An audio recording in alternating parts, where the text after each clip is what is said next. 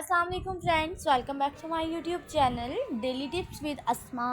आज की इस वीडियो में हम आपको बताएंगे रेहान नाम के बारे में अनोखी और दिलचस्प मालूमात।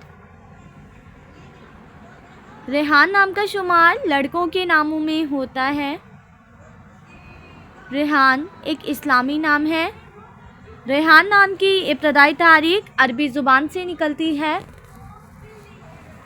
रेहान नाम के लड़कों के लिए खुशकिस्मत नंबर 9 माना जाता है। माहिरीन के मुताबिक रेहान नाम के लड़के बहुत ज़्यादा बहादुर होते हैं। रेहान नाम का मतलब है एक खुशबूदार पौधा। रेहान नाम के लड़कों के लिए खुशकिस्मत दिनों में बुध, जुम्मा और हफ्ते का दिन शामिल है। रेहान नाम के अफराद के लिए मुवाफिक रंगों में पीला, नीला और सफ़ेद रंग शामिल है। रेहान नाम के अफराद के लिए मुवाफिक पत्थरों में हीरा पत्थर शामिल है। खुशकिस्मती वाली धातुओं में हिस्सों के हिसाब से चांदी और तांबा शामिल है। फ्रेंड्स, अगर आप अपने नाम का मतलब जानना चाहते हैं तो कमेंट बॉक्स में अपना नाम लिखें। इंशाल्लाह हम आपके नाम की वीडियो ज़रूर बनाएंगे। Thanks for watching. अल्लाह हाफिज़।